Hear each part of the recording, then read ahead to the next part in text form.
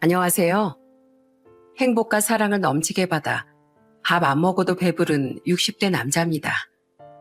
저는 70이라는 나이를 앞두고 있는데요. 살아가는 동안 참 많은 인연들을 만났고 수없이 많은 일들을 겪었습니다. 오늘은 그 중에서도 정말 잊을 수 없는, 다시 태어나도 만날 수 없을 가장 소중한 아이들에 대한 이야기를 하고 싶어 사연을 쓰게 되었어요. 그럼 지금부터 이야기를 시작해 보도록 하겠습니다. 저희 부모님은 제가 아주 어릴 적부터 동네에서 작은 국밥집을 운영하셨습니다. 가게는 아주 작았지만 그래도 동네 분들이 자주 찾아와서 국밥과 소주를 드시고 또 부모님 옆에 항상 붙어 있었던 절 아주 예뻐해 주기도 하셨어요. 동네 장사였기에 그렇게 많은 손님들이 있었던 건 아니었지만 항상 동네 분들의 웃음소리와 이야기소리로 따뜻하게 채워지던 곳이었죠. 누구보다 평범하고 무난하게 성장한 전 직장을 다니다 중매를 통해 아내를 만나게 됐습니다. 재미없는 성격을 가진 저와는 달리 아내는 참 유쾌하고 재밌고 정 많은 사람이었어요. 배려심까지 깊은 사람이었기에 3년 정도를 만나는 동안 흔한 싸움 한 번 없이 사이좋게 잘 지낼 수 있었습니다. 그리고 이 사람과 함께라면 내 미래가 조금은 더 빛날 수 있지 않을까 하는 마음에 결혼까지 결심을 하게 됐죠. 그렇게 저희는 축복 속에 결혼식을 올렸고 아들 둘을 낳아 행복하게 살았습니다. 결혼 후 시간이 어느 정도 흘러 연세가 많으신 부모님께서 세상을 떠나신 후 저희 부부에게는 큰 과제 하나가 남아 있었습니다. 바로 부모님께서 운영하시던 가게셨죠. 사실 저도 일을 하고 있었고 아내도 직장을 다니고 있었기에 가게를 이어서 운영을 할지 말지 결정을 하기까지 꽤 많은 고민을 했었지만 아내 한마디로 결정을 내릴 수 있었습니다. 보통 국밥집들 보면 몇 대째 이어져 내려오는 맛집 이런 거 많잖아. 난 항상 그런 것을 보면 얼마나 맛있길래 대대로 이어져 내려올까 싶은 생각이 들더라고. 어머님 아버님 가게도 그렇게 만드는 거야. 혹시 알아? 우리가 물려받으면서 동네를 넘어 엄청 유명한 지역 맛집이 될지 아무도 모르는 거지 그건. 우리가 해보자. 젊음을 바쳐 이끌어 가시던 곳인데 이대로 문 닫긴 아쉽잖아. 아내 말대로 부모님의 청춘을 바친 곳이었기에 왠지 모르게 아쉬운 부분이 있었습니다. 성장하면서 어깨 너머로 배운 것도 있었던지라 결국 돌아가신 부모님 대신 저희가 가게를 운영하기로 결심했어요. 그리고 회사는 아쉬운 대로 퇴사를 하게 되었습니다. 장사는 정말 쉬운 일이 아니더군요.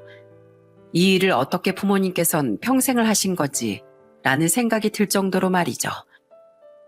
가게를 물려받고 나서 아름아름 입소문이 퍼져 동네 장사가 아니라 다른 곳에서도 찾아와주는 손님들이 제법 있었는데 그중에서는 맛있게 식사를 하고 가시는 분도 계셨지만 진상을 부리는 손님들도 있어 난처한 적이 많았습니다.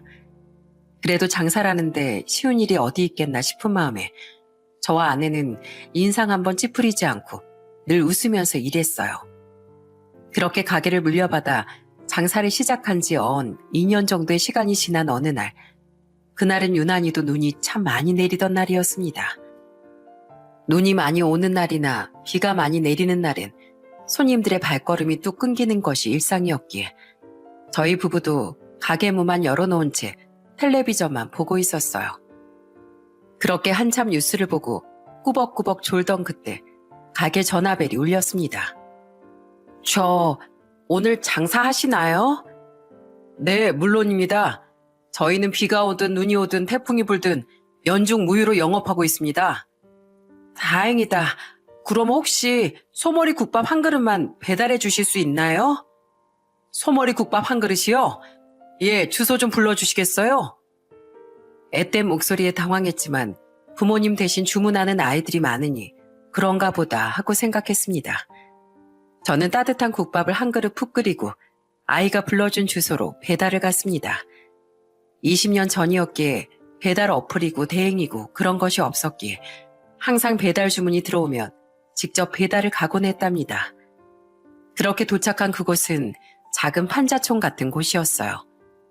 아파트들이 빼곡하게 들어서는 요즘 같은 시대에 아직도 이런 곳이 있구나 싶었죠. 그렇게 천천히 계단을 오르던 중 슬리퍼와 내복만 입은 채 오들오들 떨고 있는 두 명의 아이가 눈에 들어왔습니다. 국밥을 시킨 아이들인가 싶어 저는 빠르게 다가가 아이들에게 물었어요. 혹시 국밥 주문한 아이들이니? 네, 맞아요. 안녕하세요. 이 추운 날 왜 내복이랑 슬리퍼만 신고 밖에서 기다리고 있었어? 안에서 기다리면 아저씨가 찾아서 문 두드렸을 텐데 아저씨가 좀 더 빨리 왔어야 했는데 미안해. 밖에서 많이 기다렸어? 혹시라도 못 찾으실까 봐서 나와 있었어요. 저 근데 사장님. 픽해야 초등학생 정도로 보이는 아이들은 기다리던 국밥을 받아들고서도 표정이 좋지 않았습니다. 그리고서는 뭔가 할 말이 있는 듯 저를 부르더니 말을 하지 못하고 계속 몸을 베베 꼬면서 망설이고 있더라고요. 그러다가 아이는 힘겹게 입을 열었습니다. 사실 오늘이 할아버지 생신이거든요. 저희가 미역국 끓이는 법은 잘 몰라서 할아버지가 평소에 좋아하시던 국밥 주문한 건데 주문을 하고 보니까 돈이 없더라고요. 사장님, 정말 죄송한데 외상 가능할까요? 돈은 꼭 무슨 일이 있어도 한 달 안에 가게로 가져다 드릴게요. 할아버지 생신인데 미역국을 끓일 줄은 몰라 돈이 없는데도 할아버지가 좋아하시는 음식을 주문한 것이었어요. 외상을 떠나 아이들의 마음이 너무 예쁘게 느껴져 국밥값은 안 받아도 그만이라는 생각이 들 정도였습니다. 말을 꺼내고 나서도 미안한지 아이들이 죄인처럼 고개를 푹 숙이고 있길래 저는 아이의 손에 국밥을 들려주고서 이렇게 말했습니다. 할아버지 생신이라 좋아하는 음식 시켜드릴 생각도 하고 기특하네. 국밥값은 안 줘도 돼. 아저씨가 할아버지께 드리는 선물이라고 칠게. 네? 정말요? 그럼 정말이지. 할아버진 지금 어디 계시니? 얼굴 뵙고 인사라도 드리고 싶은데. 할아버진 지금 방 안에 누워 계세요. 들어오세요. 아이들은 국밥을 받아들고서 밝은 표정으로 집 안에 들어갔고 저도 아이들을 따라 집 안으로 들어갔습니다.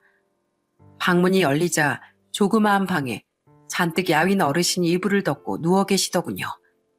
큰아이는 자연스럽게 할아버지 옆에 상을 펴서 차리기 시작했고 작은 아이는 할아버지를 천천히 일으켰습니다. 이게 웬 국밥이야? 어디서 났어? 어르신, 안녕하세요. 국밥 배달 왔습니다. 난 배달을 시킨 적이 없는데. 아이들이 어르신 생신이라고 주문했더라고요. 생신 축하드립니다, 어르신. 식기 전에 얼른 드셔보세요. 저희 국밥은 따뜻할 때 먹어야 제맛이거든요. 아이고, 미안해요. 우리 집 찾아오기 힘들었을 텐데. 우리 손주들이 괜한 민폐를 끼친 건 아닌가 모르겠네. 어디 보자. 국밥값이. 이미 계산은 끝났습니다, 어르신. 애들이 기특하게 용돈을 꼬박꼬박 모아온 것 같더라고요. 그러니까 어르신은 맛있게 드셔주시기만 하면 됩니다. 그럼 전 이만 가보겠습니다. 고마워요.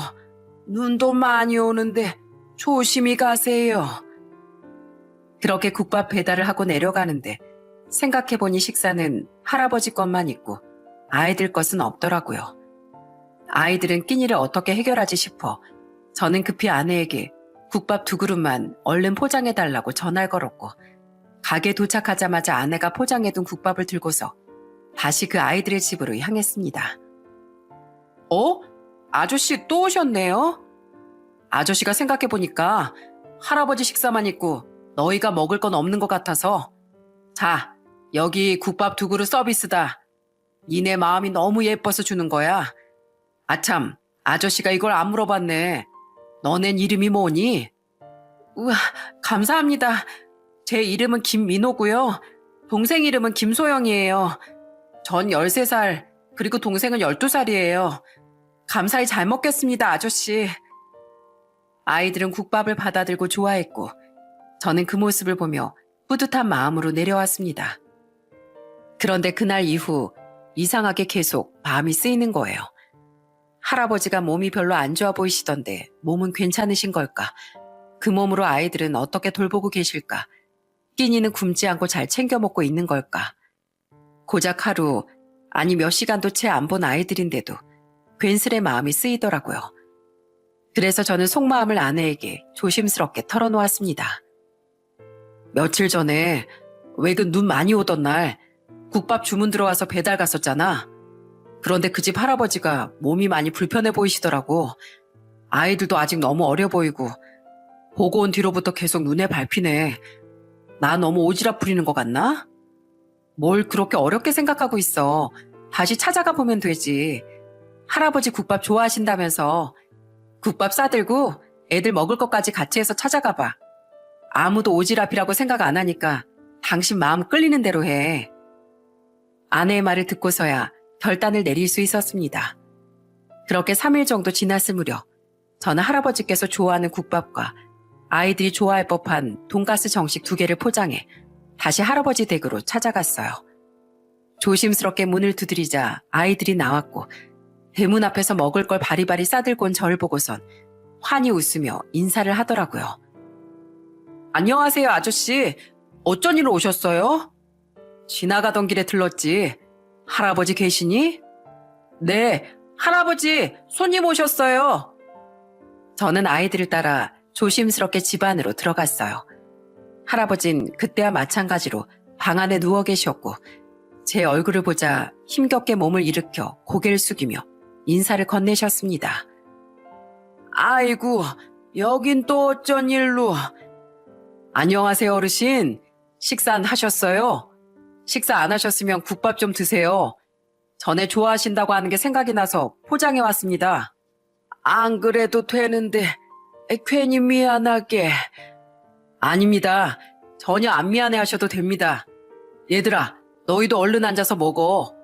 뭘 좋아하는지 아저씨가 몰라서 돈가스 사왔는데 너희 돈가스 좋아하니? 우와, 돈가스요? 네, 엄청 좋아해요. 아저씨도 들어오세요.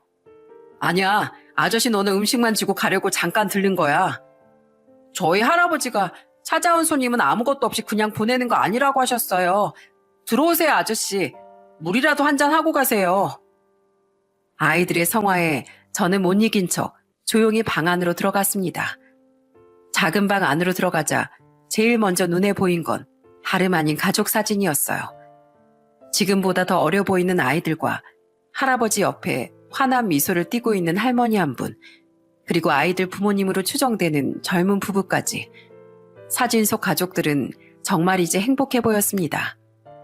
그렇게 아이들은 허겁지겁 제가 사온 돈가스를 먹기 시작했고 할아버지께서도 덜덜 떨리는 손으로 국밥을 드셨습니다. 그런데 말없이 국밥을 드시던 할아버진 벼랑간 고개를 푹 숙이시고는 눈물을 흘리기 시작하셨어요. 아이들은 그 모습을 보더니 젓가락을 내려놓고선 옆에 있는 티슈를 뽑아 할아버지의 눈물을 닦아줬습니다. 할아버지 또 온다 또. 우리가 항상 말했지 울지 마시라고. 울면 더 힘 빠진다니까. 할아버지보다 한참 어린 우리도 안 우는데 할아버지가 이렇게 맨날 울면 어떡해. 어른이 돼가지고. 자, 할아버지 뚝. 늙은이가 참 주책 맞죠? 미안해요.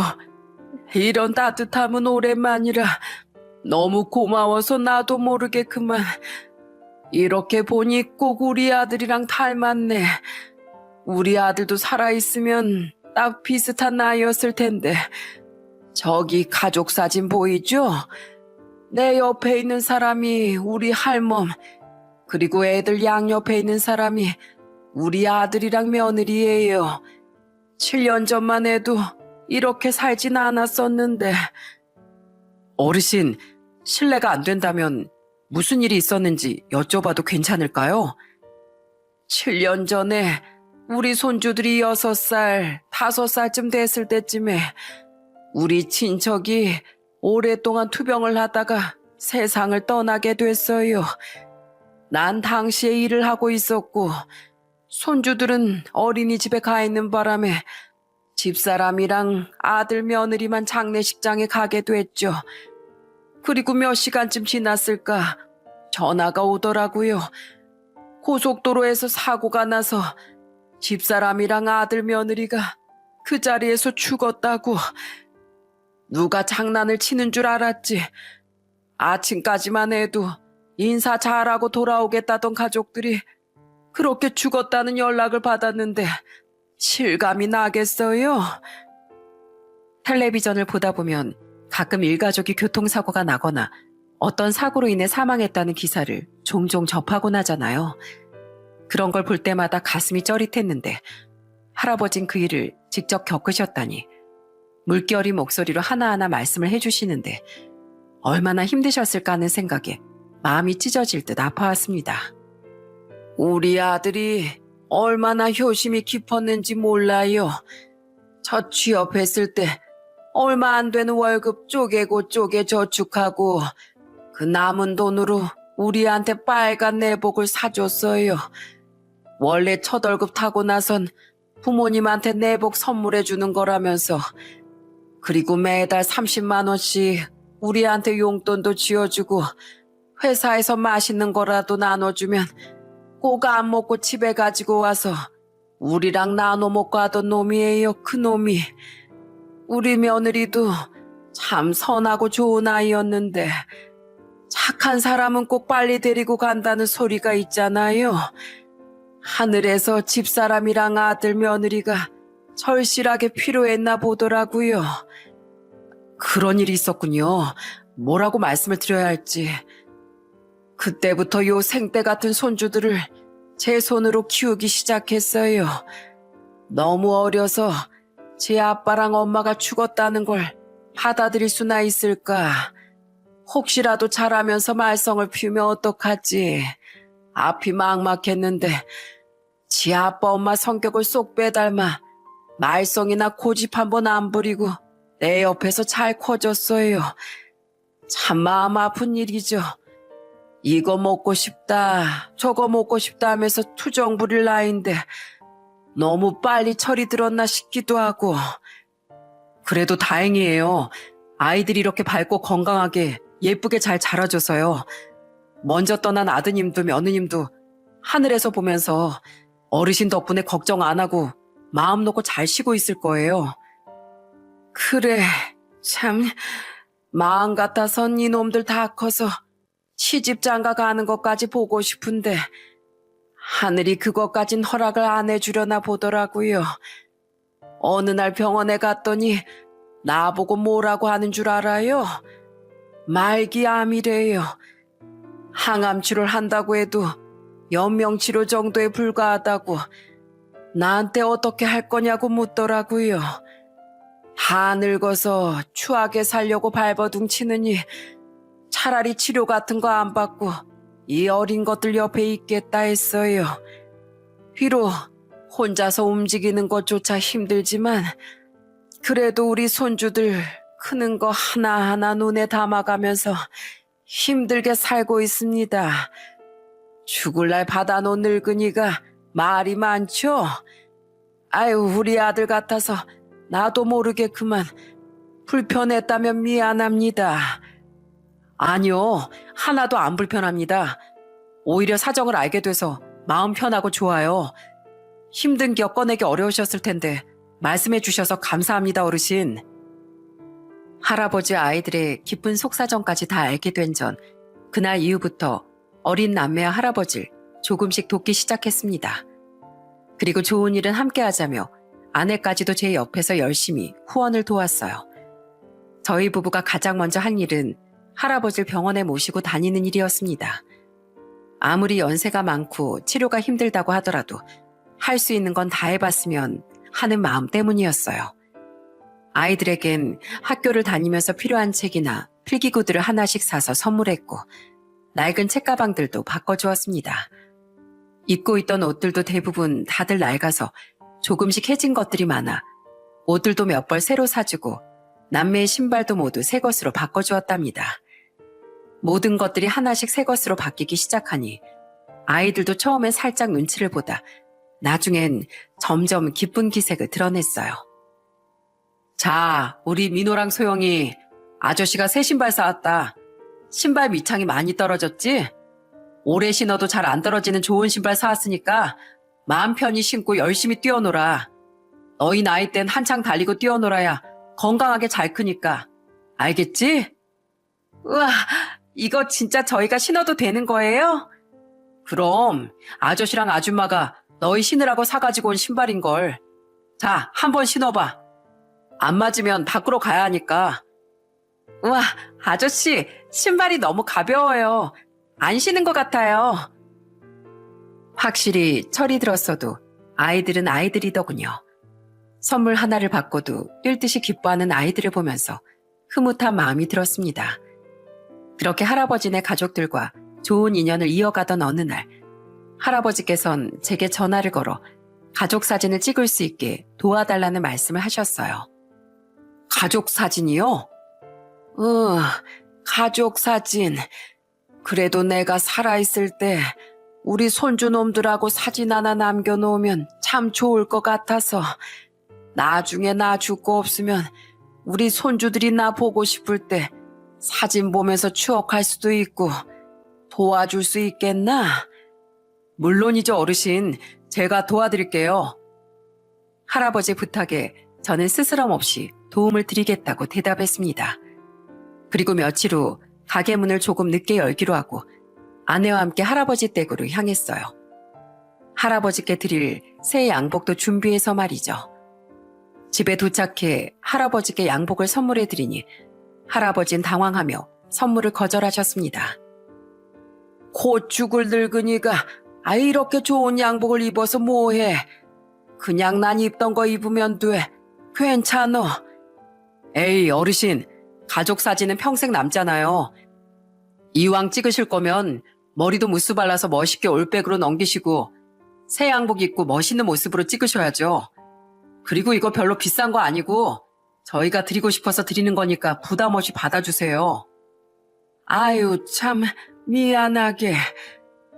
저희 부부의 끈질긴 부탁 끝에 할아버지 못 이긴 척 새 양복을 받아주셨고 그렇게 가족 사진을 무사히 촬영할 수 있었습니다. 저희 부부는 사진을 가장 큰 액자에다가 넣어달라고 한 뒤 비용까지 모두 결제하고서 할아버지께 선물로 전해드렸어요.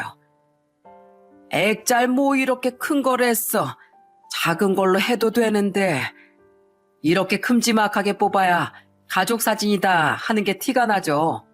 어때요, 어르신? 잘 나왔죠? 그래. 아주 선명하게 잘 나왔네. 고마워. 둘 다 바쁠 텐데 이 늙은이 부탁도 이렇게 다 들어주고. 아니에요. 저희도 도와드리고 싶어서 도와드린 건데요, 뭘. 마음에 드신다니까 다행이에요.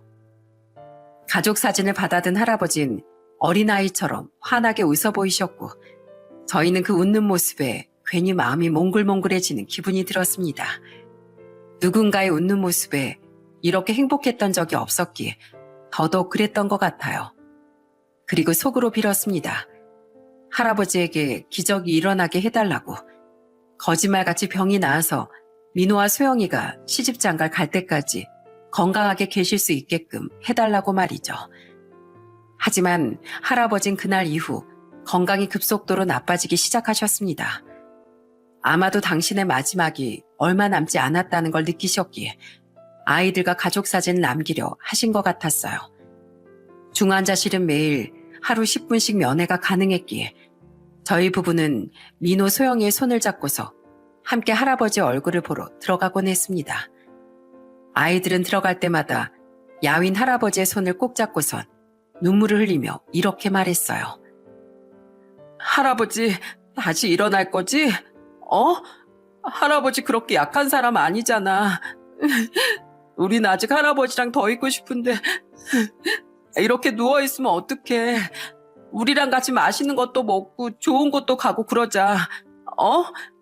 조금만 더 욕심 부릴게. 나 다른 거 안 바래. 조금만 더 우리랑 있자, 할아버지.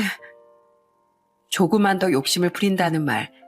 아이들은 할아버지와 지내는 동안 단 한 번도 투정을 부리거나 욕심을 낸 적이 없었기에 그 말 자체가 너무 가슴 아프게 들려왔습니다. 그리고 일주일 정도쯤 지났을까 여느 때와 같이 아이들과 면회를 하러 들어갔는데 어쩐 일인지 할아버지께서 눈을 뜨고 계시더라고요. 저와 아이들은 그 모습을 보고 깜짝 놀라 황급히 달려갔습니다. 어르신, 정신이 좀 드세요? 저희 누군지 알아보시겠어요? 여기 우리 민호랑 소영이 있고 자네도 아주 잘 보여. 와이프는 어디 갔어? 가게 단체 손님이 있어서 오늘은 못 왔어요. 이렇게 깨어나신 거 봤으면 진짜 좋아했을 텐데. 할아버지께선 그 말을 듣고서 희미하게 미소 지으시더니 아이들의 손을 한 번씩 잡아주시곤 제게 가까이 오라고 손짓하셨습니다. 제가 할아버지 얼굴 가까이로 다가가자 제 손을 꼭 잡아주시면서 제 귀에 대고 이렇게 말씀하셨어요. 고맙네. 자네 덕분에 다 죽어가던 말년 짧게나마 행복할 수 있었어. 우리 애들하고 가족 사진도 찍고 새 양복도 입어보고 진심으로 고마워. 이 은혜는 내가 죽어서도 잊지 않을 거야. 그리고 내 자네에게 마지막으로 부탁할 게 있네. 예, 뭐든 말씀하세요. 내가 세상을 떠나거든 우리 애들 꼭 좋은 고아원으로 보내주게. 우리가 가족이 있다면야 그 가족한테 부탁하면 그만이지만 우린 가족이었거든. 내가 죽고 나면 손주들은 혼자 남아. 그러니까 자네가 좋은 고아원에다가 꼭 데려다 주게. 이게 내 마지막 부탁이야. 그런 부탁은 나중에 하시고 일단은 얼른 일어날 생각부터 하셔야죠. 아직 애들이랑 같이 하셔야 할 게 많잖아요. 난 이제 눈이 좀 감겨서 자야겠어. 금쪽 같은 내 손주들 잘 부탁하네. 할아버지께선 은은한 미소를 띠시며 잠에 드셨고 그것이 할아버지의 마지막이 됐습니다. 제게 남기신 그 말이 유언이었던 것이었죠. 할아버지가 돌아가시던 날 아이들은 흰천에 쌓인 할아버지를 보면서 소리를 지르며 목 놓아 엉엉 울었습니다. 할아버지, 어떻게 우리만 두고 갈 수가 있어? 가지마. 할아버지 말 잘 들을 테니까 제발 가지마. 할아버지. 그 모습을 보면서 저희 부부는 눈물을 흘리며 아이들을 꼭 끌어안아 줬습니다. 아직 중학생도 되지 않은 아이들은 상주 노릇을 해야 했고 그런 아이들이 마음에 걸렸던 저와 아내는 장례식장에서 찾아오는 손님들을 받으며 식사를 나르고 아이들을 챙겨줬어요. 다행히도 장례는 동네 사람들의 도움과 구청의 도움으로 무사히 잘 치를 수 있었어요. 낙골당까지 잘 모시고 나서 저는 할아버지께 마지막 인사를 남겼습니다. 어르신, 잘 도착하셨어요? 거기서 보고 싶어 하시던 아드님이랑 며느님, 그리고 할머니까지 잘 만나셨죠? 이제 거기선 더 이상 아프지 마시고 손주들도 걱정하지 마시고 편히 쉬세요. 자주 찾아뵙고 인사드릴게요. 그렇게 장례를 잘 치른 후 아이들의 거처를 결정해야 할 때가 왔습니다. 마음 같아선 저희 부부가 거둬 키우고 싶은 마음이 굴뚝 같았지만 저희 집에도 아이가 둘이 있었기에 민호와 소영이까지 데려다 키울 형편은 되지 못했어요. 아내와 어떻게 해야 할까 고민을 하다가 할아버지 유언대로 근처에 있는 고아원에 아이들을 맡기게 됐습니다. 가족으로 받아들이고 싶어도 그럴 수 없는 상황이었기에 정말 눈물이 하염없이 주룩주룩 흘러내렸어요. 그리고 고아원 문 앞에서 저는 아이들을 향해 이렇게 말했습니다. 민호, 소영이, 아저씨 아줌마가 자주 찾아올 거니까 여기 왔다고 해서 절대 기죽지 말고 지금처럼 밝고 씩씩하게 잘 지내야 한다. 알았지?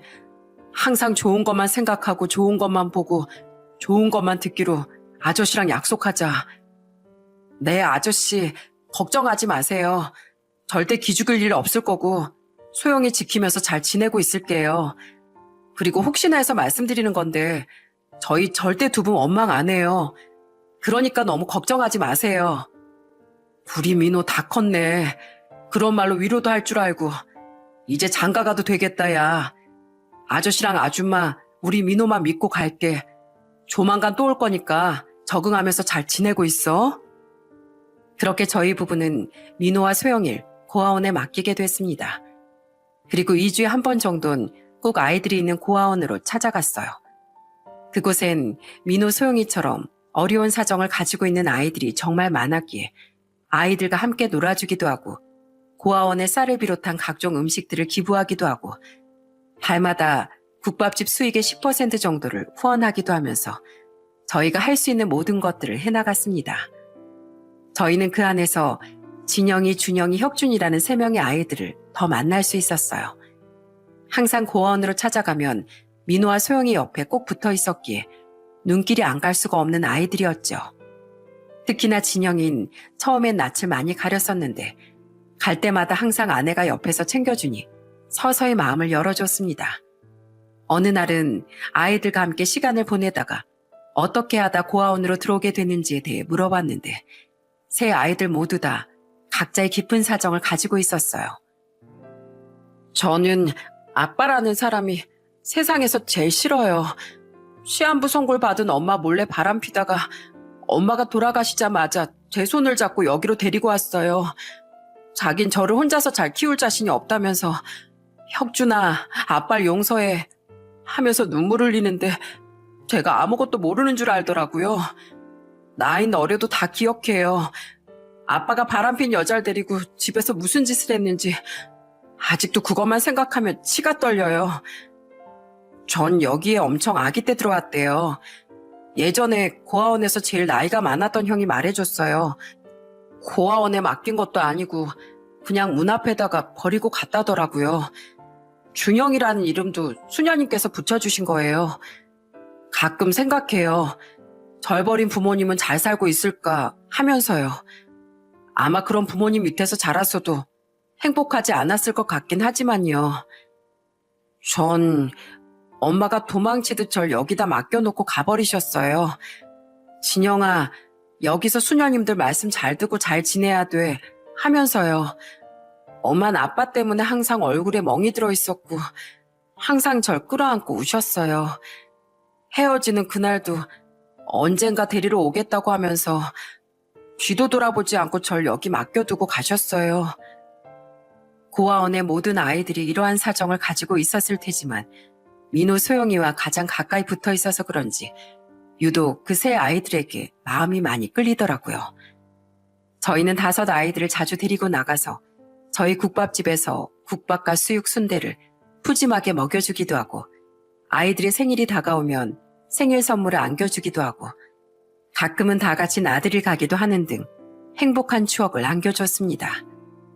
각자 부모에게서 받은 상처가 저희로 인해 조금씩 아물기를 바라는 마음으로 말이죠. 그렇게 자주 얼굴을 보고 추억을 쌓으니 아이들은 저희 부부를 삼촌 이모라고 부르기 시작했습니다. 그리고 시간은 흘러 소영이를 제외한 모든 아이들이 성인이 되어 고아원을 떠나게 됐습니다. 긴 세월을 고아원에서 보냈지만 한 번도 삐뚤어짐 없이 잘 자라준 아이들이 그저 기특하더라고요. 그래서 아이들이 고아원에서 나오던 날 저희 부부는 가게에서 성인이 된 기념 그리고 고아원을 나오게 된 기념으로 조촐한 파티를 열어줬습니다. 오랜 시간 동안 고아원에서 산다고 고생했다 얘들아. 이건 삼촌이랑 이모가 주는 선물이야. 성인 될 때까지 한 번도 말썽 안 피우고 예쁘게 잘 자라줘서 너무 고맙다. 자, 다들 케이크 촉 끄기 전에 소원 빌어야지. 원래 소원은 직접 말해야 이루어지는 거 알지? 각자 소원들 하나씩 말해봐. 저는 간호사가 될래요. 아픈 사람들 치료해주는 간호사. 오빠들이랑 언니도 빨리 소원 빌어. 초 다 녹겠다.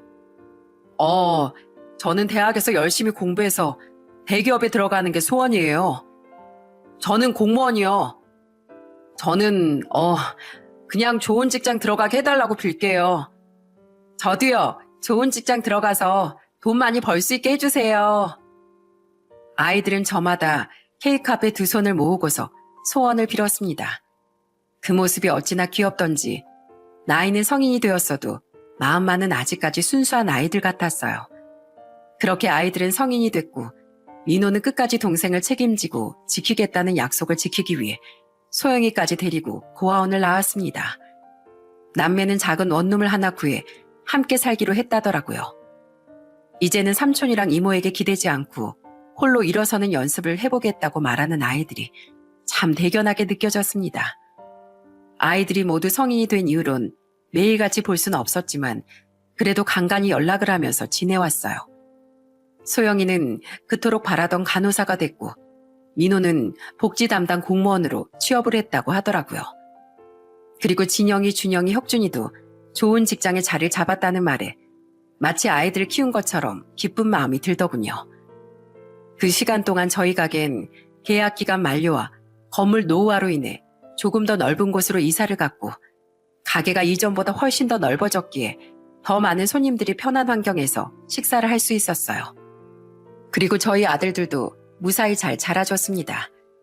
큰아들과 작은아들 둘 다 올곧은 성격을 가지고 있었기에 성장하는 동안 저희 부부 속 썩이는 일 한 번 없이 건강하게 잘 자라줬고 대학 졸업 이후 사업을 하던 큰아들은 좋은 배필을 만나 장가를 갔습니다.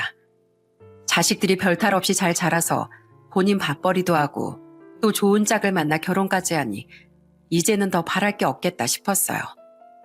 그렇게 평범한 일상을 보내던 어느 날 큰아들이 갑자기 제게 이런 부탁을 했습니다.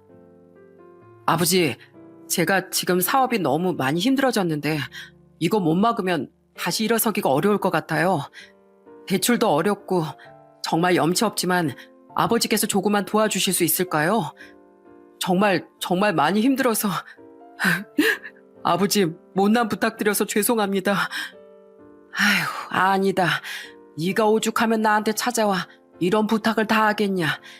그래, 힘들 때 이렇게 아버지 찾아와 솔직하게 털어놔줘서 고맙다. 내가 도와줄 수 있는 만큼 도와주마. 그렇게 저희 부부는 가지고 있던 재산 중 3분의 1을 털어 큰아들에게 돈을 빌려줬고 그 소식을 들은 작은아들도 본인이 보고만 있을 수만은 없다며 대출까지 받아 큰아들에게 돈을 빌려줬습니다. 한 번에 드라마틱하게 상황이 나아지진 않았지만 그래도 저희 부부와 작은아들이 빌려준 돈 덕분에 급한 불은 끌 수 있었던 것 같더라고요. 그로부터 7개월이 지난 어느 날 저희 부부에게는 말도 안 되는 청천벽력 같은 일이 일어나고 말았습니다. 춥고 건조한 겨울 원인 모를 전기 합선이 일어나 가게에 화재가 일어나게 된 것이었죠. 다행히 가게 문을 닫은 늦은 새벽 시간이기도 하고 단독 건물이라 인명피해나 다른 건물에 피해를 입힌 건 없었지만 가게는 정말 집기 하나 남기지 않고 싹 다 타버려 앙상한 뼈대만 남게 됐습니다. 불이 났다는 소식을 듣고서 잠옷 차림으로 부랴부랴 달려갔는데 모든 것이 싹 사라져 있는 모습을 보니 말 그대로 억장이 무너지는 것 같더라고요. 이게 뭐야?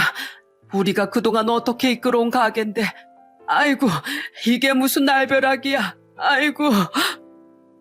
불행히도 그 당시 저희 가게는 화재보험에 가입되어 있지 않은 상태였기에 합당한 보상도 받을 수 없었습니다.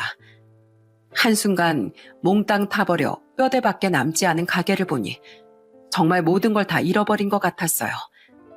말 그대로 기운이 쑥 빠져선 아무것도 하기가 싫더군요. 단골 손님들의 위로 전화도 아들들의 전화도 아무것도 힘이 되는 것이 없더라고요. 아내는 밥도 못 먹고 계속 어떻게 하면 좋으냐며 눈물만 흘렸고 저 또한 어떻게 해야 할지 감이 잡히질 않았습니다. 그리고 3일 정도가 지났을까 소영이에게서 한 통의 전화가 걸려왔어요. 삼촌, 소식 듣고 연락드려요. 괜찮으세요? 우린 괜찮다. 살다 보면 이런 일 생길 수도 있는 거지 뭐. 저희 전부 다 걱정하고 있어요. 가게 불나서 일도 제대로 못하고 식사도 제대로 못하고 계실 텐데 괜찮으신 거 아니잖아요. 힘들면 힘들다고 말씀하셔도 돼요. 정말 괜찮아서 괜찮다고 말하는 거야. 그래도 이렇게 걱정해서 연락도 해주고 너희 덕분에 힘이 난다, 힘이 나. 삼촌, 오늘 저녁에 혹시 시간 되세요? 오랜만에 저희 5명 전부 모이기로 했거든요. 모인 김에 삼촌이랑 이모 얼굴도 뵙고 드릴 것도 있고 겸사겸사 뵙고 싶어서요. 5명 전부? 다들 모이기가 쉽지 않았을 텐데.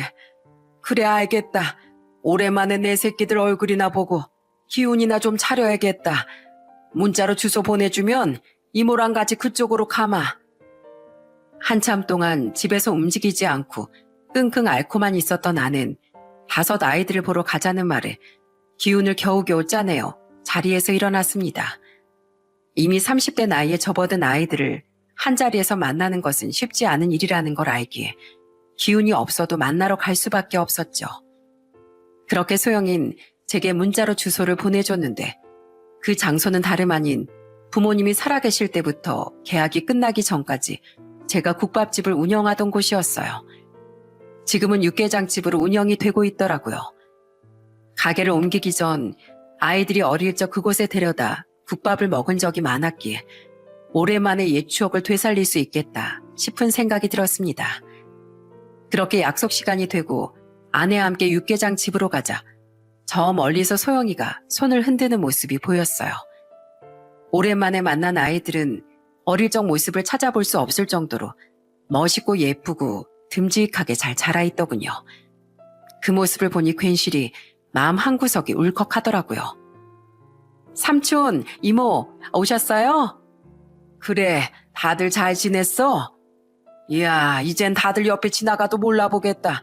어른 티가 확 나네. 어릴 적 얼굴들이 하나도 없어. 에이, 삼촌, 세월이 얼마나 지났는데요. 그나저나 삼촌이랑 이모는 왜 이렇게 야위셨어요? 마음 아프게. 너희도 나이 먹어봐라. 자연스럽게 살 다 빠진다. 그나저나 다들 왜 여기로 왔어? 삼촌, 기억하세요? 여기 예전에 삼촌께서 국밥집 운영하시던 자리잖아요. 옛날 생각나서 와봤는데 육개장집으로 바뀌어 있더라고요. 삼촌이 우리 데리고 거의 매일같이 국밥이랑 수육이랑 순대랑 썰어주고 그러셨었는데 그때 삼촌 국밥 맛에 완전 길들여져가지고 지금까지도 다른 국밥은 입도 못 대고 있다니까요. 아이고, 우리 혁준이 입담은 여전하구나. 그래, 간만에 와보니까 감회가 새롭고 좋네. 다들 배고프지? 어서 주문부터 하자. 저희는 음식을 주문하고 그동안 어떻게 지냈는지, 지금은 어떤 일들을 하고 있었는지에 대해 소소하게 대화를 나눴습니다. 아이들은 저마다 하고 싶은 일을 하면서 건강하고 행복하게 지내고 있더라고요. 식사를 하면서 한참 동안 즐겁게 대화를 나누던 그때였어요. 아이들이 저마다 품에서 하얀 봉투를 꺼내더니 일제히 저희 부부 앞으로 내미는 겁니다. 저희는 웬 봉투인가 싶어 눈만 껌뻑였고 소영인 그 모습을 보더니 빵긋 웃으며 이렇게 말했습니다. 삼촌, 이모, 솔직히 저흰 다 알아요. 삼촌, 이모 뵌 세월이 얼만데 이렇게 웃고 계셔도 지금 속은 까맣게 타들어가고 계실 거잖아요. 많이 힘드실 것 같아서 저희가 조금씩 모아 준비했어요. 이 정도면 가게 인테리어하고 화재보험도 드시고 재료 떼고 새로 가게 시작하시기엔 충분하실 거예요. 우리가 너희한테 언제 이런 거 달라고 부탁했어? 우린 이도 못 받는다. 아니 안 받는다. 너희가 벌어봐야 얼마나 번다고 이런 쓸데없는 짓을. 됐다. 도로 가져가. 삼촌, 저희 삼촌이랑 이모 아니었음 다들 사랑이라는 게 뭔지도 모르고 자랐을 거예요. 삼촌이랑 이모가 저희를 지금까지 따뜻하게 보듬어 주셨기 때문에 저희도 바르게 잘 자랄 수 있었고 지금 이렇게 반듯하게 자리 잡을 수 있었던 거예요. 저희 생각보다 돈 잘 벌어요. 제비도 흥부한테 박씨 하나로 은혜 갚았잖아요. 저희도 그런 거라고 생각해 주세요. 아무리 그래도 우리가 어떻게 이 돈을 봐도 이 돈이 얼마나 힘들게 일해서 번 돈인지 다 알고 있는데 어떻게 이 돈을 받을 수가 있겠냐고. 이모, 그때 기억나세요? 저 한참 낯가리고 계속 맴돌고 있을 때 이모가 손 꼭 잡아주시면서 혼자 있지 말라고 계속 옆에 있어주셨잖아요. 그때 이모가 먼저 손 내밀어 주지 않으셨으면 이렇게 좋은 사람들도 못 만났을 거고 좋은 직장에 취업도 못하고 계속 혼자서 빙빙 맴돌았을 거예요. 저 그날 이후부터 지금까지 이모 껌딱지잖아요. 이모 없으면 못 사는 완전 이모바라기. 이모는 제 어머니나 다름없는 분이세요. 삼촌이랑 이모는 저희 모두의 인생을 바꿔주신 분이에요. 저희 남매랑 할아버지 이렇게 살고 있을 때도 국밥이랑 저희 맛있는 것도 사서 찾아와 주시고 할아버지 병원도 모시고 가주시고 장례 잘 치를 수 있게끔 도와주시고 다른 건 다 잊어도 삼촌이랑 이모가 저희한테 베풀어 주셨던 그 마음만큼은 절대 잊을 수가 없어요. 그러니까 그 돈 받으실 자격 이미 차고 넘치시는 거예요. 아이들은 저마다 저희 부부를 향해 감사 인사를 건넸고 이 돈을 받을 자격은 이미 충분하다는 말을 해줬습니다. 아이들이 모은 금액은 민호 2천만 원, 나머지 아이들은 각각 1,500만 원씩 해서 총 8천만 원이라는 어마무시한 금액이었어요. 그 금액을 보고 또 한 번 눈물이 왈칵 쏟아지기 시작했습니다. 이 돈을 모으기까지 얼마나 많은 고생을 했을까 하는 마음과 어릴 적 받은 사랑을 돌려주겠노라 다짐한 그 마음이 너무 예뻐서 눈물이 절로 흘러내리더라고요. 고맙다 얘들아. 우리가 정말 이 돈을 받아도 되는 건지 모르겠구나. 너희 봐서라도 다시 악착같이 마음 먹고 일어설게. 너희한테 꼭 약속하마. 그리고 삼촌이 다시 가게 차리게 되면 너희 우리 가게 음식 평생 공짜로 먹어라. 너희가 결혼해서 가족이 생기면 그 가족까지 공짜. 싫어도 어쩔 수 없다. 돈 받아달라고 사정사정해도 안 받을 거니까 그렇게들 하러. 알겠어? 헐, 삼촌. 저 결혼해서 애기 4명까지 낳을 계획인데 애 넷이랑 와이프까지 데리고 가도 무료로 국밥 먹을 수 있는 건가요, 그럼? 아이, 물론이지. 애 넷이랑 와이프가 뭐야? 대대손손 다 공짜니까 마음 놓고 데리고 와라. 얘들아, 고맙다. 고마워. 정말 고맙다. 그날 이후 저희는 아이들이 준 돈으로 다시 가게를 차릴 수 있었고 소홀하게 생각했던 화재보험까지 꼼꼼히 가입했습니다. 지금은 그로부터 2년이라는 시간이 지났는데요. 5 아이들 중 민호와 진영이가 각자 시집 장가를 가게 됐답니다. 민호의 결혼식 땐 제가 주례를 서줬고 진영이가 결혼을 할 땐 제 팔짱을 끼고서 입장했어요. 그날 진영인 신부 화장이 다 지워질 정도로 눈물을 펑펑 쏟았습니다. 저도 진짜 딸을 시집 보내는 기분이어서 눈물이 찔끔 나더라고요. 소영이 같은 경우 아무래도 간호사라서 그런지 매번 집에 올 때마다 저희 부부의 혈압, 혈당을 체크하는 등 조금 유난스럽게 저희 부부의 건강을 챙기는 면이 없잖아 있습니다. 혁준이와 준영이도 종종 저희 가게에 찾아와서 맛있게 밥을 먹고 가고 있고요. 저희 자식들도 이젠 5명의 친동생들이 생긴 것 같다며 아이들과 좋은 관계를 유지해 나가고 있답니다. 제 피가 섞인 저의 자식들도 너무나 소중한 존재지만 우연한 기회로 인연이 만들어진 5명의 아이들도 이젠 저희 부부에게 너무 소중한 존재가 됐습니다. 2명이던 자식이 7이 된 기분이랄까요? 저희 부부가 아이들에게 베풀었던 작은 사랑은 긴 세월이 지나 더 큰 사랑으로 되돌아왔습니다. 아마 다시 태어나도 이런 인연을 만날 수가 없을 것 같아요. 오늘 누군가에게 건넨 친절한 말을 당신은 내일이면 잊어버릴지도 모른다. 하지만 그 말을 들은 사람은 일생 동안 그것을 소중하게 기억할 것이다. 라는 명언이 있습니다.